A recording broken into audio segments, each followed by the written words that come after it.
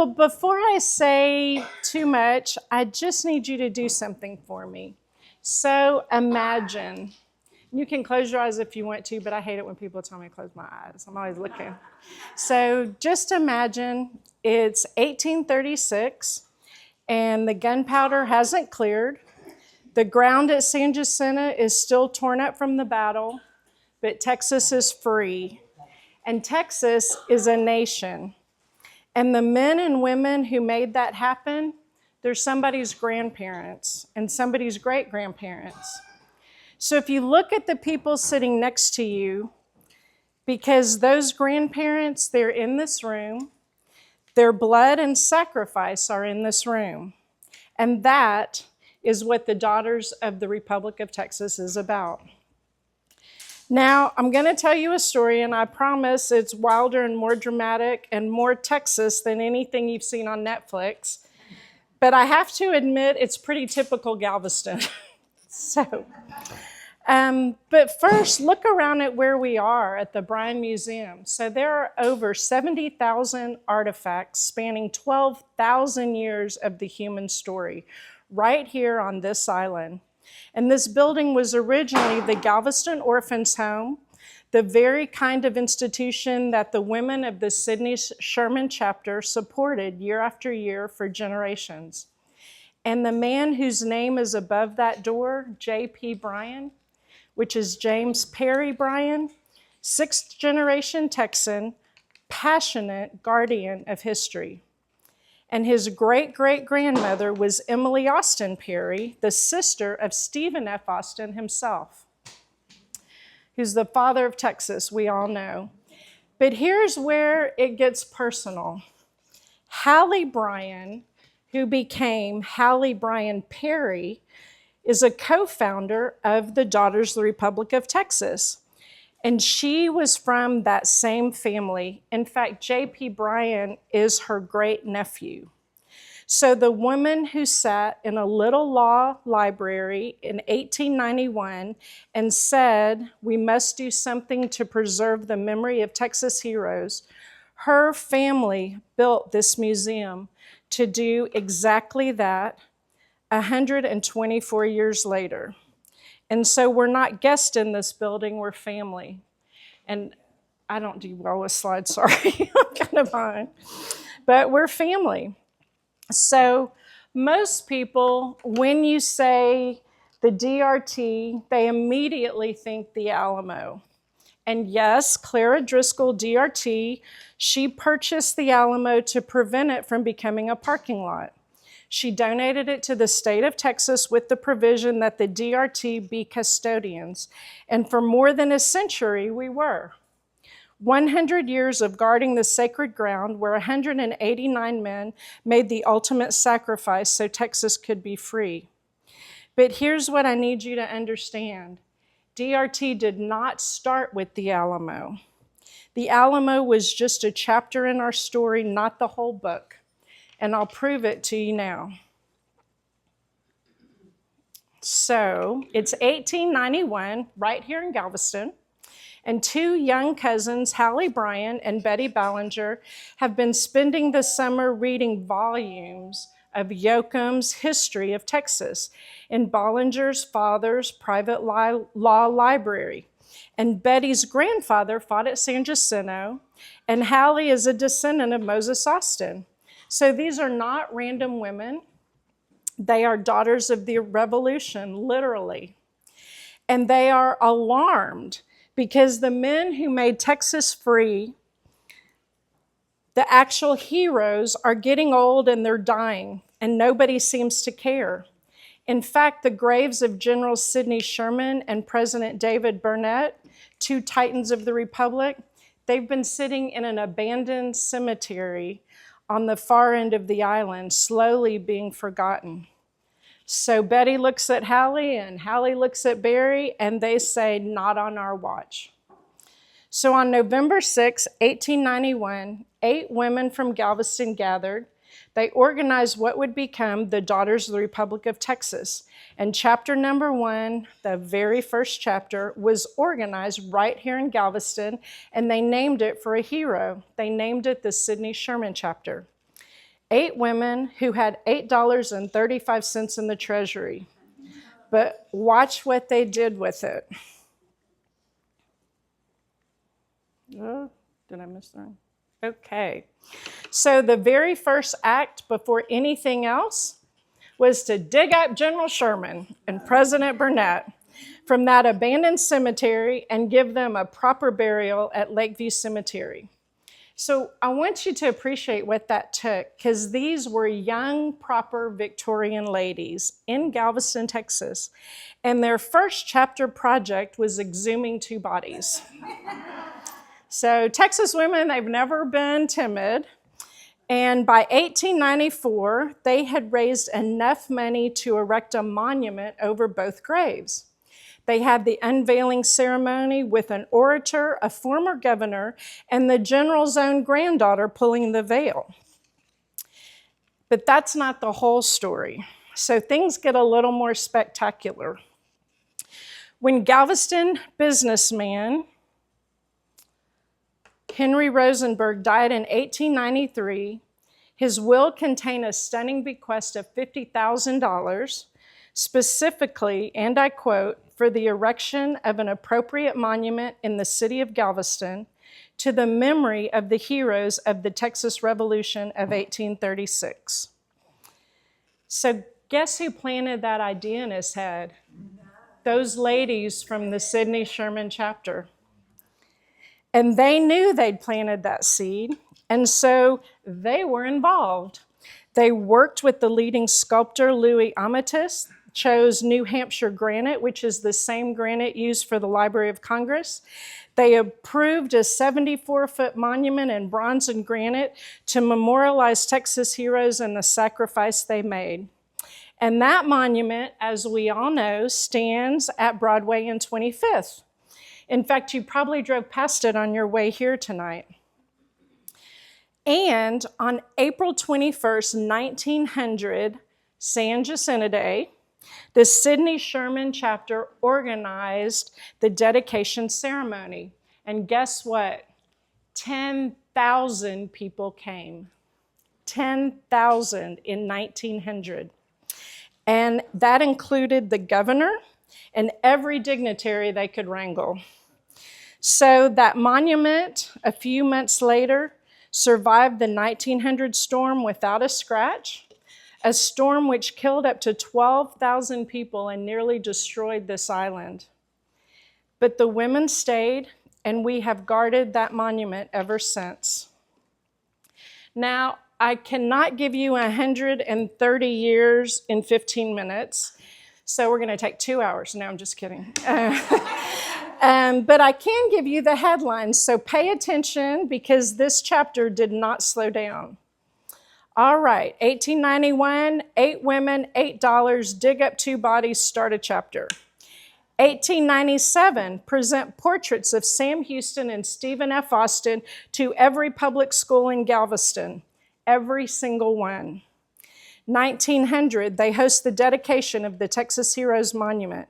The hurricane destroys the island. 2 of their members die, unfortunately, but the women get back to work. In 1917, during World War I, they sew 885 gauze compresses, 983 wipes, 177 bandage rolls, 9 pairs of socks, and 10 sweaters before breakfast, apparently. 1918, a developer wants to turn San Jacinto Battlefield into a commercial amusement park. Those women write directly to the governor of Texas, and he agrees and responds, absolutely not. So you are welcome, San Jacinto. 1920s, they catalog all the veteran of the Republic of Texas graves and put stone markers with VTR placed on each grave. And faithfully, every March 6, Texas Heroes Day, these ladies marked each grave with a Texas flag. In the 30s, they purchase, physically move, and renovate that little Ballinger library where the DRT was born, preserving it as the cradle. In the 1940s, World War II, furnish a day room at Camp Wallace, sew uniforms at the Army Air Base, make hospital scrapbooks, donate a replica Texas Navy flag to the San Jacinto Museum, and decorate 65 veterans' graves every March 6th. Still. 1950s, they organized the Jane Long chapter of the Children of the Republic of Texas with 59 charter members on day one. And remember the Texas Heroes Monument? Those ladies successfully blocked the city of Galveston from moving the Texas Heroes Monument to widen Broadway. They present the San Jacinto Museum with a centennial gift, the historic bells from a camel herd. Yes, Texas once had camels. So the 1960s, they served as regular hostesses for the restored Samuel May Williams House, placed 82 flags on the veterans' grave, their highest count yet. Some of the veterans had been buried there since the Republic era, and they found them, and every one of them remembered every year without fail. In the 70s, they hosted not one but two state conventions. They secured the dedication of the first official historical grave marker in Galveston County and arranged for radio stations to broadcast the Texas Honor Day announcements all day long.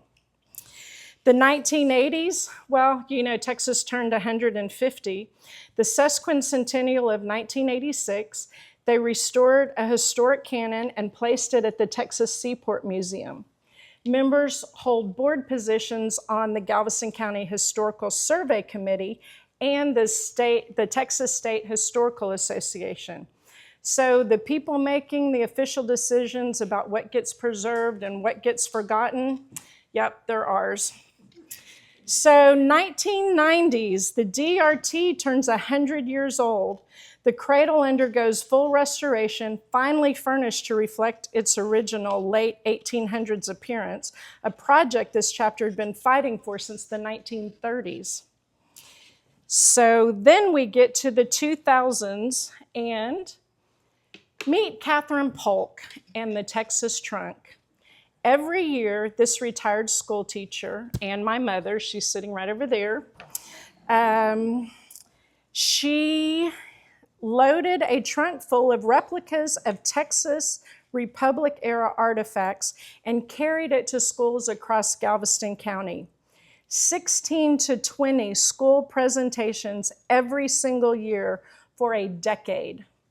Students hold replica musket balls, they touch Republic-era documents, and hear stories that make history real in a way that no textbook ever could. Students also win state prizes in the Texas History Essay Contest. And that's the whole mission right there. One trunk, one woman, one generation at a time. But meanwhile, the chapter logs a staggering 4,106 volunteer hours in a single year. I'll tell you, today we're up to 5,500. They maintain Lafitte's Grove property, the Pirates' old stomping ground, still theirs after a century of ownership. In the 2010s, the Alamo battle comes and goes, and the DRT builds something better, but we'll get to that in a moment. So here at home, the Sidney Sherman Chapter keeps growing. We welcome new members, we mentor new leaders, we hosted a district workshop right here at the Bryan Museum. And one of our members makes a generous personal donation to the DRT Republic of Texas Memorial being built in Washington, D.C., because Texas history doesn't stop at the Texas border.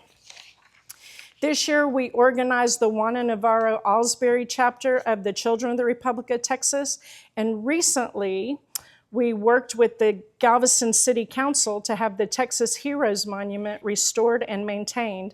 You probably read about it in the Galveston News, the Galveston Daily News, and the Houston Chronicle. And you might have seen our decorations on the monument on Texas Independence Day and San Jacinto Day. So 130 years, not one decade missed, not one San Jacinto Day or Texas Independence Day skipped, not one hurricane, world war, or political battle stopped the work. That's not a hobby, that's a calling. So now about the Alamo. Oh, whoops. Yes, the Alamo. For over a century, the DRT were the official custodians of the Alamo, 100 years of guardianship, and then came the battle. Not with Santa Ana this time, but with the Texas General Land Office. And in 2011, the Texas legislature transferred custody of the Alamo to the GLO, and by 2015, the DRT's role at the Alamo was over. And many people thought, well, that's it. There goes the end of the DRT. Oh no, that's not what happened. Because here's what most people and the GLO didn't understand. When the DRT left the Alamo, they didn't leave empty-handed. They took their artifacts, their collections, their century of accumulated history, and they built something permanently theirs. The Republic of Texas History Center in Austin houses the Republic of Texas Museum, the Stakely Family Research Center, the DRT Business Office, and over 3,000 Republic-era artifacts, a building owned by the Daughters of the Republic of Texas. And the DRT Library Collection is now housed at the Texas A&M University San Antonio. It contains thousands of book titles, 450 collections of personal and family papers dating from 1519 to the present. Maps, photographs, and documents that historians travel from around the world to research. Every artifact, every document, every piece of history those women saved and stewarded for 100 years, preserved, ours. And here's the part that made me stand up and cheer. Last year, we paid off the building. So, yeah, the Daughters of the Republic of Texas own their history outright. No mortgage, no landlord, and no GLO. Just Texas women and the history they refuse to let go. So, I want to introduce you to some people. You came here today as guest of the Bryan and the Sidney Sherman Chapter, but we didn't come alone. We brought a few of our ancestors, and what ancestors they are. So we are going to start with the pirates. Marcy Hansen, her ancestor is Charles Cronje. He was the cabin boy for Jean Lafitte himself, the most famous pirate in American history. One of our members' ancestors was on his ship. And when he died in the 1890s, the Galveston Daily News headline was, "Last Pirate Dead." So, and you know Lafitte's Grove, that stretch of land on the island where Lafitte had his Campeche settlement? Yep, the Sidney Sherman Chapter owns it, 2 acres for over a century. And our members' ancestors sailed with the pirate, and we own the pirate's land. Now that's only in Texas. And another pirate, James Campbell, he also worked with Lafitte, and when the government shut the pirate operation down in 1821, Campbell crossed the bay and became a respectable citizen. In fact, Campbell's bio in what is now Texas City is named for him. He went from pirate to property owner. So the Texas dream. One of our members, Landa Cook, her ancestor, Alexander Farmer, came from Scotland. He literally helped build the Republic. Farmer ran a steam-powered sawmill on Galveston Bay, selling lumber to the Republic's founding fathers. He fought at San Jacinto and served as a personal guard for Stephen F. Austin. And when he died in 1878, the Texas legislature passed a special act in his honor, and that is the last such act they ever passed. Now, Ira L. Stevenson, Diane Reynolds is over here. Her ancestor holds a distinction that belongs in every Texas history book. He was the first Protestant minister to preach in Texas. Now remember, this is at a time when Mexican Texas, the religion was Catholic, and Protestant worship was illegal. He preached anyway. A quiet act of spiritual courage that helped lay the foundation for religious freedom in the Republic. And then there's a blacksmith who was born in Connecticut at 1804. And by 1841, Sheldon Graves, the Republic of Texas had granted him 360 acres and a headright and called him one of their own. So whatever brought him south from New England, Texas kept him. And 4 generations of his family are in our DRT and CRT chapter. And Lou and Heather are sitting right there. And then Jesse Fletcher Burdett, Laura Elder's here tonight. So her ancestor didn't just fight at San Jacinto. He brought 4 sons and 2 nephews, all serving under Sidney Sherman. And after the war, he became a Texas Ranger and a Travis County Commissioner. And in April of 1855, gravely ill, Jesse told his family he hoped to hold on until San Jacinto Day. He made it. April 21st, 1855, he died on the anniversary of the battle he fought beside General Sherman himself. Now, some people might call that a coincidence, but I don't think Jesse did. So the Alamo, we've got a few, but I'm just going to talk about a couple. Thomas Harvey Puckett, he walked into the Alamo in the spring of 1836. He was the oldest of 189 men who held those walls, but he did not walk out. And our member that's related to him is Joanna Wilson. John Henry Dillard came to Texas to scout land with a friend, Samuel Mayfield. He fought in the Siege of Bahar and stood beside Davy Crockett when he took his oath. He carried a wagon of grain to the Alamo garrison and resolved to stay and fight. Before he and Mayfield parted, he made Mayfield promise, if I don't make it, bring my family to Texas. Well, of course he didn't make it. But Mayfield kept his promise. In fact, he went back to Tennessee, married Dillard's widow, and brought the family to Texas. And the descendants are still here. And finally, Denise Jones is our registrar. She could not be here tonight, and she's got a list of ancestors a mile long, but Juana Navarro Alsbury is one of hers. Juana was a Tejana. She was brought into the Alamo by James Bowie to protect her as Santa Anna's army arrived. She was one of only 7 women and 7 children who walked out alive. And she was escorted out by her former brother-in-law, a soldier in Santa Anna's army. Juana Navarro Alsbury is living proof that the cause of Texas freedom belonged to anyone who chose to claim it. These people did not play it small. This is Texas, where everything is bigger in Texas, but even the sacrifice. So let me ask you something. It's 2026. I'm sure you have a smartphone in your purse or pocket, and you have access to every fact ever recorded. You can connect with 500 people before breakfast. You can Google any piece of Texas history in 4 seconds. So why are you here in a room with real people listening to this? Well, I'll tell you why.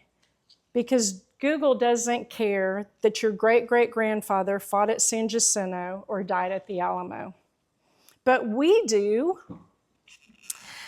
Here's what nobody tells you about the modern world. We have more ways to communicate than ever before, and we are lonelier than ever. A 2024 Harvard study found that 1 in 5 Americans lives with serious loneliness, and 67% of lonely people say they don't feel part of a meaningful group. Now that is a crisis. An organization like ours, quietly, without hashtags, are part of the cure.